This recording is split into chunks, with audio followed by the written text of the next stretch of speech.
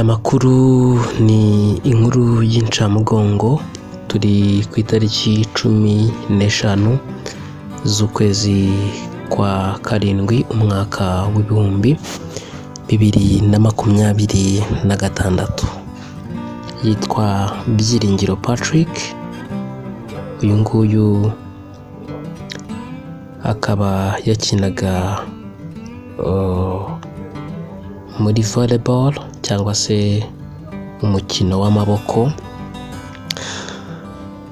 Ngira ngo ni inkuru y'incamugongo iri gukomeza kugenda ishengura imitima y'abaturarwanda, dore ko nyuma yo gusoza umwaka w'imikino ya 2025-2026 Byiringiro Patrick yahise ashyira umukono ku masezerano ya APR Vasi y'imyaka 2. Bivuga ko uyu musore wari mubeza igihugu gihanze amaso muri uyu mukino yari amaze iminsi arwaye, nubwo uburwayi yazize butaratangazwa cyangwa se butahise butangazwa. Rero abantu bakomeje kugenda ku mbuga nkoranyambaga babreakinga ngo yishwe n'iki, ngo icyamwishe n'iki. Amakuru ahari nuko kugeza kuri ubu ngubu hatari hamenyekana cyangwa se ngo hajye hanze icyaba kishe uyu musore.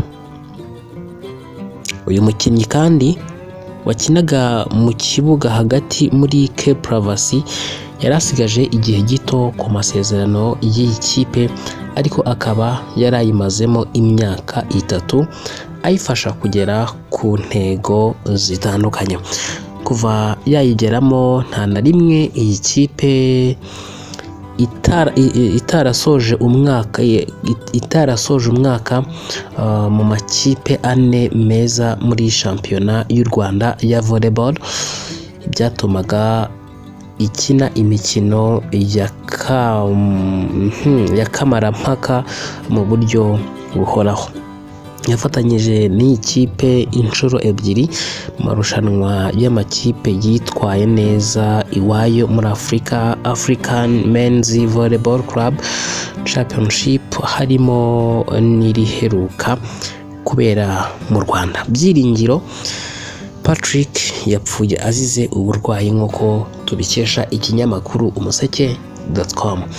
Hanyuma mu nkundire njyewe nanasoreza ahangaha, mbashimire kandi mbifurize gukomeza kugira ibihe byiza, ubwo turakomeza kugenda tubakurikiranira icyaba cyateye urupfu rwa Patrick. Abanyarwanda muri rusange mwihangane mukomere, Imana iba yashimye ko byose bibaho iba